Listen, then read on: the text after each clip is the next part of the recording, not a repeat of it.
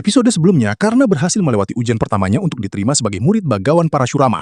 Kali ini, ia mendapat tugas membersihkan sebuah mata air yang selama ini terhalang oleh sesuatu hingga mengganggu ibadah sang guru. Tanpa membuang waktu, Karna segera menuju mata air itu. Waktu yang tersisa sangat sedikit karena matahari akan segera terbenam. Ia harus menemukan sumber masalah dan mengembalikan aliran air sebelum semuanya terlambat.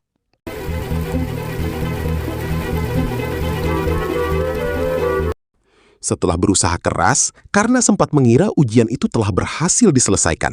Namun sesaat kemudian, aliran air kembali terhenti. Karna pun kebingungan. Waktu terus berjalan, sementara air malah surut. Dalam keadaan terdesak, Karna akhirnya menggunakan tubuhnya sendiri untuk membersihkan penghalang supaya air dapat terus mengalir menuju tempat pertapaan Parashurama. Tepat pada saat itu, Parashurama datang. Karna menyampaikan bahwa air yang mengalir tidak pernah berhenti, begitu pula dirinya. Seperti air yang selalu menemukan jalannya sendiri, ia juga akan menemukan jalannya, dan berharap Parashurama bersedia menjadi penunjuk jalan dalam hidupnya.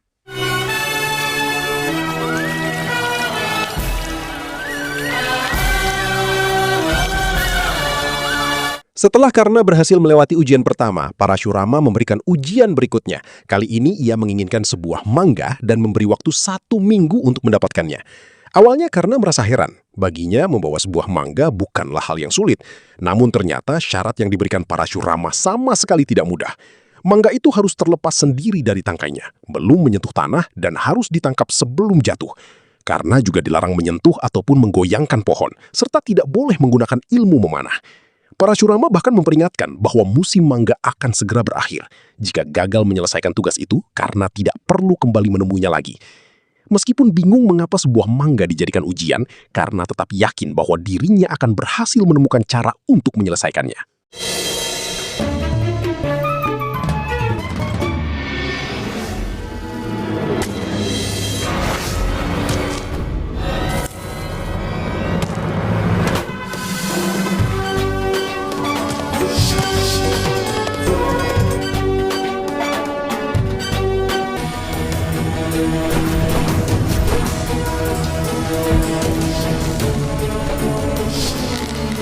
Di tempat lain, Arjuna terus berlatih memanah berdasarkan suara, namun berkali-kali usahanya berakhir dengan kegagalan.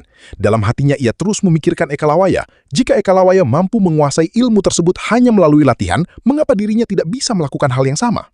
Keesokan harinya, Arjuna kembali menemui Guru Drona. Melihat kondisi muridnya yang kelelahan, Drona menyarankan agar ia beristirahat. Namun Arjuna menolak. Baginya, jika kegelapan bukanlah batas, maka rasa lelah dan kantuk juga bukan batas. Ia hanya perlu berlatih lebih keras lagi. Guru Drona kemudian menjelaskan bahwa tekanan memang dapat membuat seseorang menjadi lebih kuat, tetapi tekanan yang berlebihan justru dapat menghancurkan dirinya sendiri. नहीं गुरुदेव, आप मत बताना. Arjuna tetap bersikeras. Ia tidak ingin diberi jalan pintas. Jika Ekalawaya mampu menguasai ilmu memanah berdasarkan suara melalui kerja kerasnya sendiri, maka ia pun ingin mencapainya dengan cara yang sama. Mendengar itu, Guru Drona menjelaskan bahwa Arjuna sebenarnya mampu melakukannya. Namun seperti bejana yang sudah penuh tidak dapat diisi air lagi, hati yang penuh juga tidak dapat menerima ilmu baru. Karena itu, Arjuna harus terlebih dahulu mengosongkan pikirannya. Pada saat suara-suara dalam dirinya sendiri berhenti terdengar, saat itulah ia akan mampu memanah hanya berdasarkan suara. Di akhir nasihatnya, Guru Drona kembali mengingatkan sumpahnya bahwa suatu hari nanti Arjuna akan menjadi pemanah terbaik di dunia, dan sumpah itu pasti akan ditepati. Di tempat lain, Karna mulai merasa kesal. Ia datang dengan tujuan menjadi pemanah terbaik, tetapi justru harus menghabiskan waktu menangkap buah mangga yang jatuh seperti seekor monyet. Namun saat mendengar suara sebuah mangga terlepas dari tangkainya, Karna tiba-tiba mendapat sebuah pemikiran.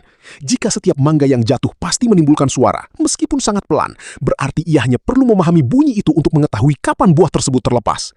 Sejak saat itu Karna mulai melatih pendengarannya, dan tidak butuh waktu lama hingga akhirnya ia berhasil menguasai suara mangga yang jatuh.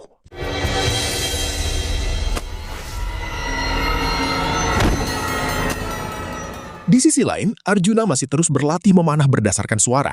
Demi mempertajam pendengarannya, ia meminta Bima melemparkan gada ke arahnya tanpa memberikan aba-aba sedikit pun. Arjuna ingin melatih dirinya mengenali arah sasaran hanya dari suara yang terdengar. Melihat latihan itu dari kejauhan, Duryudana justru mencibir. Ia menyindir bahwa Arjuna tampaknya sudah putus asa hingga seolah ingin mengakhiri hidupnya sendiri.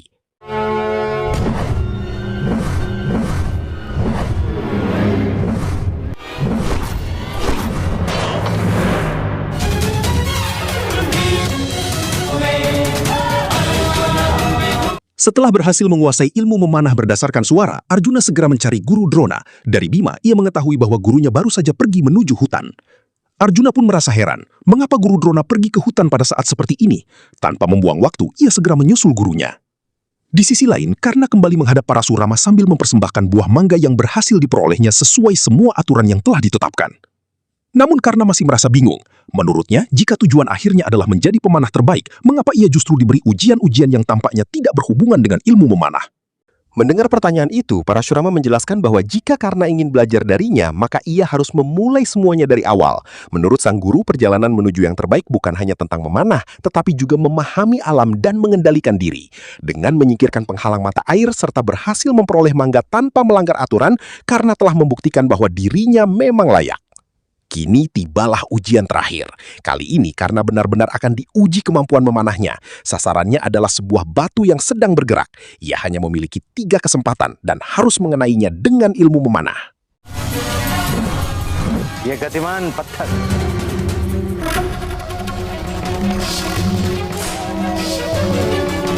राजकुमारों को ही शिक्षा देता हूं।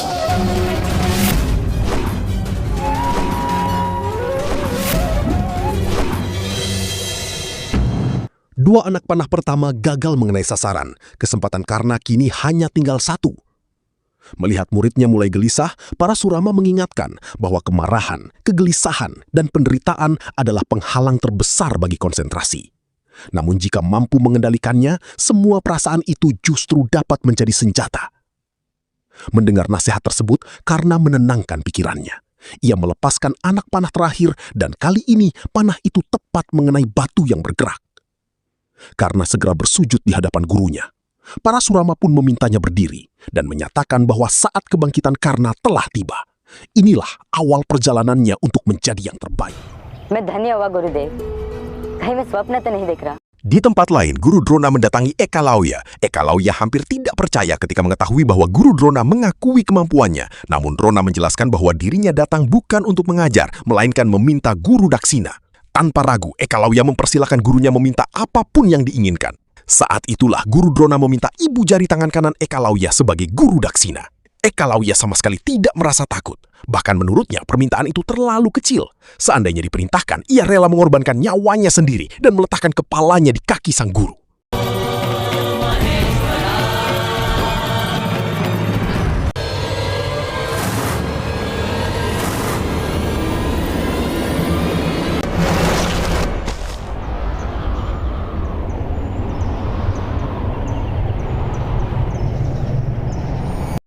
Tanpa ragu sedikit pun, Ekalauya memotong ibu jari tangan kanannya dan mempersembahkannya sebagai guru daksina.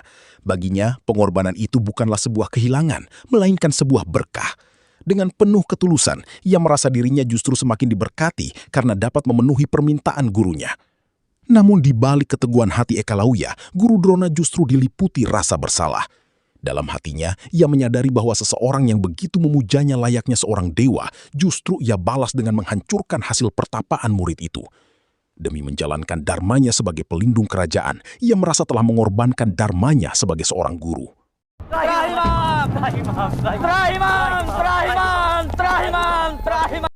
Bertahun-tahun kemudian, sekelompok warga bersama para pendeta datang menghadap Bagawan Parasurama untuk memohon pertolongan.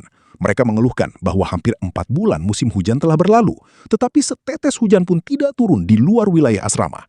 Akibatnya, bencana kelaparan besar mengancam seluruh negeri. Anehnya, hanya kawasan asrama Parasurama yang tetap hijau dan subur.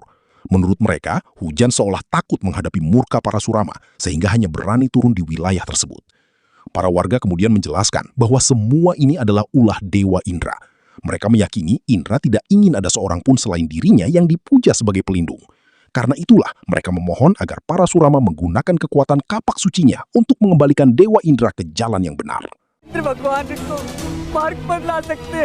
Namun Parasurama menolak. Ia telah bersumpah tidak akan pernah mengangkat senjata ataupun berperang lagi. Meski demikian, Parasurama menegaskan bahwa Dewa Indra tetap harus diingatkan akan kewajibannya. Hanya saja bukan melalui dirinya, melainkan melalui anak panah seorang murid.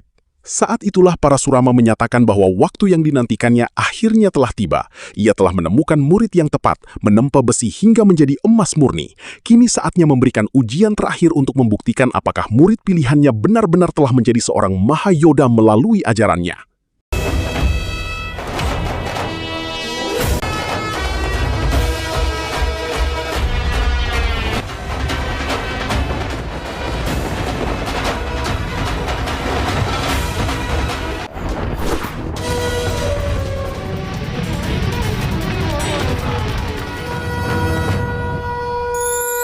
Tak lama kemudian, Dewa Indra pun menampakkan dirinya. Menurutnya, untuk membangunkan Dewa Indra, seseorang harus terlebih dahulu menciptakan pelangi. Selama ini banyak orang memanggilnya dengan doa-doa yang menyenangkan hati. Namun hanya sedikit yang cukup berani memanggilnya dengan cara membangkitkan murkanya. Mendengar tantangan itu, Karna maju tanpa ragu dan memperkenalkan dirinya. Aku, Karna, Radeya Karna. Radhe कर्ण Dewa Indra semakin murka mendengar keberanian Karna. Ia mengingatkan bahwa hanya ada dua alasan seseorang memanggilnya, yaitu untuk memohon kekuatan atau menantangnya. Menurutnya, Karna masih terlalu muda untuk berani berdiri di hadapan Raja para Dewa. Namun Karna menjawab dengan tenang. Ia mengaku memang seorang penyembah, tetapi bukan penyembah Dewa Indra, melainkan penyembah gurunya. Ia datang bukan untuk menantang Dewa Indra, melainkan menantang kesombongan yang telah membutakan kebijaksanaannya. Mendengar jawaban itu, Dewa Indra menanyakan asal-usul dan kasta Karna. Namun Karna menegaskan bahwa usia bukan ukuran kebijaksanaan, dan asal-usul tidak pernah menentukan kehormatan seorang ksatria. Bagi seorang pejuang, kekuatan lengannya adalah kastanya, sedangkan ilmu persenjataan adalah silsilahnya. Karna kemudian menyampaikan maksud kedatangannya, yaitu memohon agar Dewa Indra memerintahkan awan kembali menurunkan hujan demi menyelamatkan rakyat yang menderita. Sayangnya, Dewa Indra menolak. Menurutnya, hujan adalah anugerah yang berada di bawah kekuasaannya. Karena manusia dianggap tidak lagi menghargai pemberian itu, mereka tidak akan memperoleh hujan sebelum memberikan penghormatan yang pantas kepadanya. आपको वज्रदान में मिला है देव Karena dengan tegas mengatakan bahwa penghormatan sejati tidak pernah lahir dari paksaan, melainkan dari kasih sayang. Ia mengingatkan bahwa Vajra diciptakan dari pengorbanan Maharsi Dadici untuk membinasakan iblis, bukan untuk menindas manusia yang lemah. Ucapannya membuat Dewa Indra murka, tetapi Karna tetap memperingatkan bahwa kesombongan hanya akan menghancurkan pemiliknya sendiri. Jika hujan tidak segera diturunkan, Karna siap meruntuhkan kesombongan Dewa Indra dengan hujan anak panah.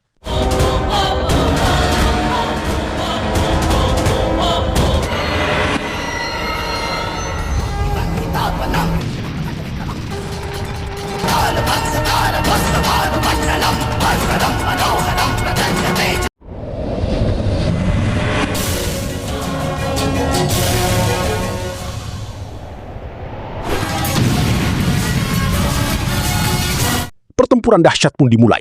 Dewa Indra langsung melancarkan serangan, tetapi Karna tidak bergeming. Ia menegaskan bahwa para dewa memperoleh kekuatan dari pengabdian manusia. Karena itu, ketika seorang dewa dikuasai kesombongan, manusialah yang harus berdiri melawannya. Dengan penuh keyakinan, Karna menggunakan Indrastra untuk menghadapi Dewa Indra.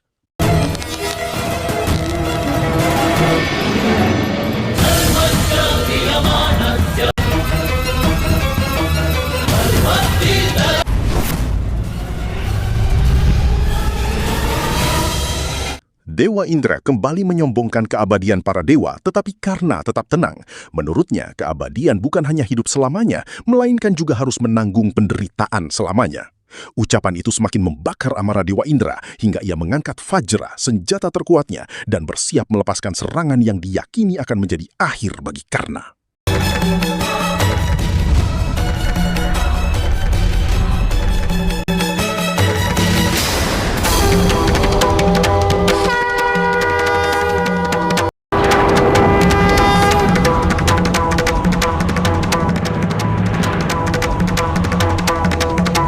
Melihat anak panah Karna membentuk wujud Dewa Siwa, Dewa Indra langsung terkejut. Ia pun mengurungkan niatnya menggunakan Vajra.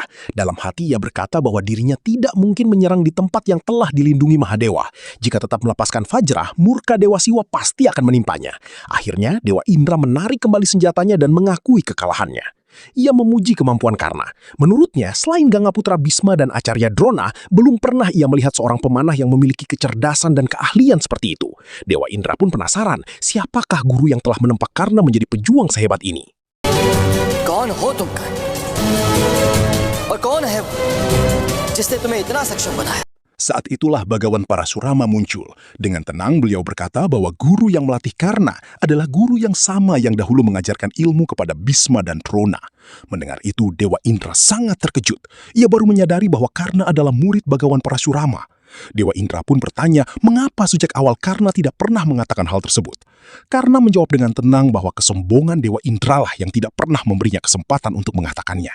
Menyadari kesalahannya, Dewa Indra pun meminta maaf. Ia mengakui bahwa kesombongannya telah membutakan pikirannya. Kini ia mengerti bahwa hanya murid Bagawan Parasurama yang mampu menjadi pejuang sehebat Karna. Sebagai tanda pengakuannya, Dewa Indra segera memerintahkan awan untuk kembali menurunkan hujan ke bumi.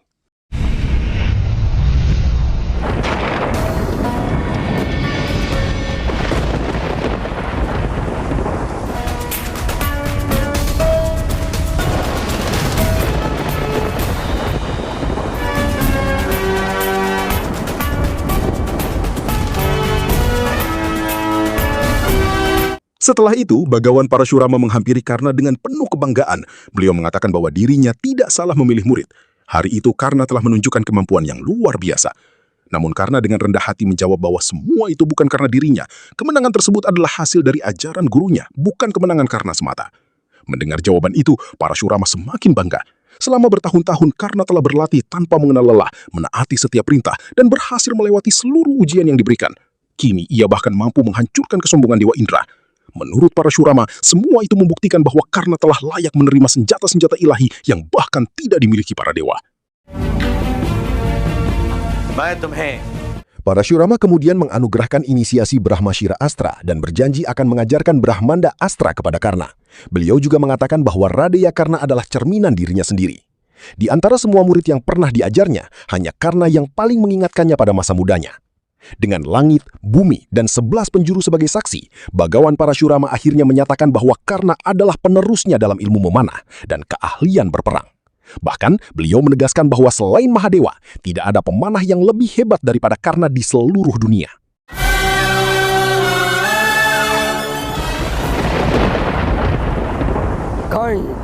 Sementara itu di Kahyangan, Dewa Indra masih terus memikirkan Karna. Ia tidak mengerti dari mana pemuda itu memperoleh kekuatan, keahlian, dan cahaya yang begitu luar biasa. Ia juga heran mengapa Bagawan Parasurama yang pernah bersumpah membinasakan para ksatria justru menerima seorang putra kusir sebagai muridnya. Dewa Indra yakin ada rahasia besar yang belum terungkap. Ia pun bersumpah akan mencari tahu kebenarannya. Menurutnya, hari itu Karna memang berhasil mengalahkannya. Namun sejak saat itu pula, Karna telah memperoleh musuh yang tidak akan pernah berhenti mengejarnya. Dewa Indra bertekad tidak akan membiarkan Karna menjadi pemanah terbaik di dunia.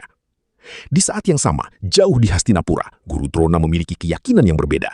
Baginya, hanya akan ada satu pemanah teragung di dunia, yaitu Arjuna. Murid kesayangannya itu diyakini telah memperoleh berkah dan cahaya Dewa Indra. Dengan penuh keyakinan, Drona menegaskan bahwa tidak pernah ada, tidak ada sekarang, dan tidak akan pernah ada pemanah yang lebih hebat daripada Arjuna. तुमसे श्रेष्ठ धनुर्धर कोई नहीं है संसार में। चिरायु भव कर